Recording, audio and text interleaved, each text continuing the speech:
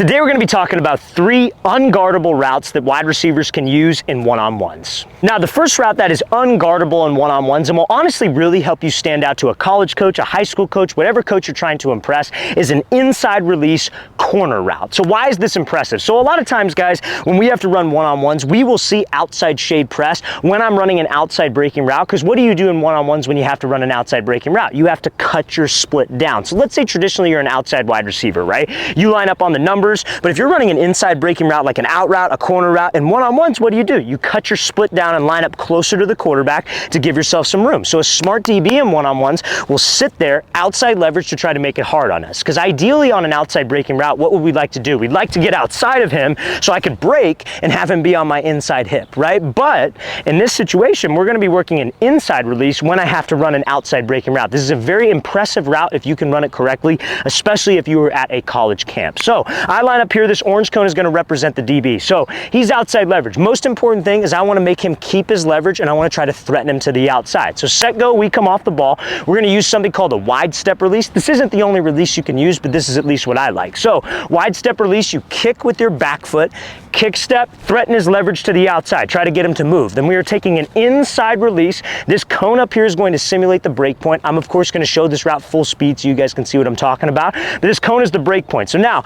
on this stem, it is very, very important that you're trying to run hip to hip with this DB. I do not want to do this move and then run away from the DB. The reason why is it makes it harder for me to get separation at the top of the break. So when I'm hip to hip with this guy and I go up to the break point, the goal is to do what? The goal is to get him to trail behind me, right? To where I have him stacked. So at the break point, I can maybe use a fake to the inside. It's still one-on-ones. It's still man-to-man coverage. So that fake to the inside might get him to bite. And now I have space to the outside for the quarterback to throw me open because I did not force the outside release. Now, another reason you want to get close to him, not only does it help the stack, but if I am far away from this guy, and let's say the DB's faster than me, and he's a step ahead of me, right? And I try to cut under him, he could just react and recover. So if we are hip to hip with him, and maybe I'm not able to stack, I could use this hand, swat, slip under, and give the quarterback room. The main key in any type of man coverage scenario is giving the quarterback space to throw us open. So I'm going to show you how this inside release corner route will look full speed. Now, before we show you this route full speed, if you are a wide receiver and you would like to train with myself and my staff of coaches this offseason,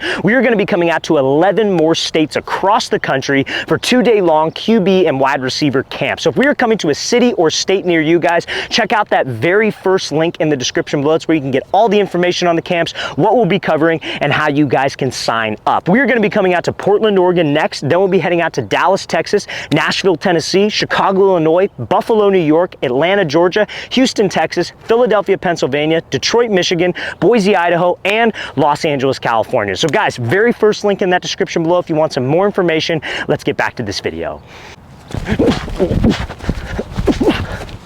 Now, this next route that is unguardable in one-on-ones, if ran correctly, is going to be an outside release dig route with a throw-by move. So this is a route that you can run if you're going up against a DB who is pretty disciplined, I would say, has good technique, maybe a little bit faster than us, but there's still an easy way to get separation. So this is like we have an inside shade press coverage DB. So this white cone is representing the line of scrimmage where we are. Orange cone right here is representing where the DB is. So he's inside leverage. So remember, guys, just like the outside leverage look when we had to run that corner route in one-on-ones, if you line up at the bottom of the numbers, maybe the middle of the numbers, a smart DB is going to know that you're probably running something inside breaking, so he's going to sit to the inside. We have to get comfortable taking an outside release, even when I have an inside breaking route, when I have inside shade press coverage. So this guy's inside shade. Remember, just like outside shade press, we want to attack his leverage, get him to move so I could get that free outside release. So I like using something called the crossover move. Again, there's a bunch of different releases that you can use, but this crossover move is great to help you get separation. It's quick. So we come off the ball.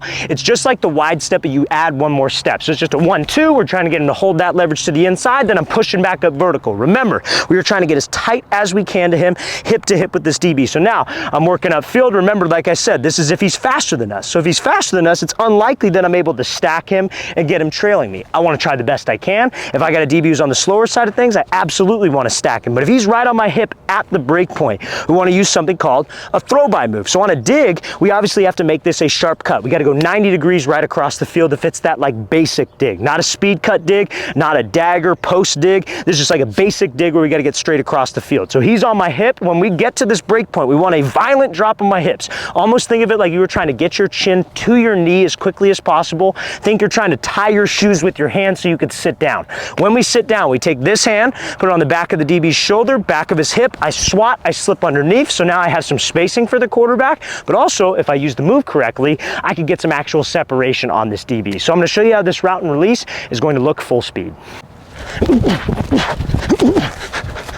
Now, the next unguardable route that you could use in one-on-ones is a slide and go release fade. So what the situation is you're gonna have an inside shade guy. This is when you have to run a fade route. I know a lot of you wide receivers out there, the main thing that you wanna run in one-on-ones and you go tell a quarterback, oh, I'm gonna run a fade, I'm gonna run a go, I'm gonna run a go over and over again. But a lot of times what wide receivers will do versus this inside shade guy, they get so anxious to get up into the route is they'll just take off and go run. But you gotta remember when this DB's lined up inside shade and press, his entire goal is to not let you go inside and force you to the sideline. So if you just take off and run to the sideline, you're not going to give the quarterback any room to fade you open. So what we want to do is we want to try to hold his leverage. Now with this slide and go release fade, it's kind of almost like a mind trick that you could play on the DB to get him to hold his leverage without attacking his leverage, right? So this slide release. So a slide release is where you come off the ball. I like using this with a prep step with my front foot, which is a jab step. So we jab to the inside and we slide. Remember that orange cone is like the DB. When you slide, we have to go at a 45-degree angle because whenever DBs are taught this,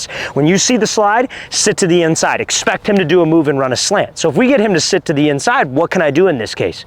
I can just take off and go, right? But it's important that we go at a 45-degree angle. If you guys do this slide release and you slide and it's flat, that DB could sit to the inside, and what could he do? He could play the slant, but also when you go back up vertical, he could cut off the angle and still force you to the sideline. So we have to make sure when I do this slide, I'm attacking at a 45. Now, you might be asking, well, what if he jumps and I have to run this fade route? The great part about the slide is you're in a position of balance and you could react. So if I slide off the ball and he jumps, I can just put the brakes on and take the inside release, work to stack, and I could still run my fade. It's not an MOR, it's one-on-ones, guys. And I know you never want to just prepare for one-on-ones, but a lot of you guys, camps are coming up and you want to know routes and releases and have a plan so you could actually execute that plan and impress a coach or whoever you're trying to impress at a camp. So I'm going to show you how this release is going to look full speed.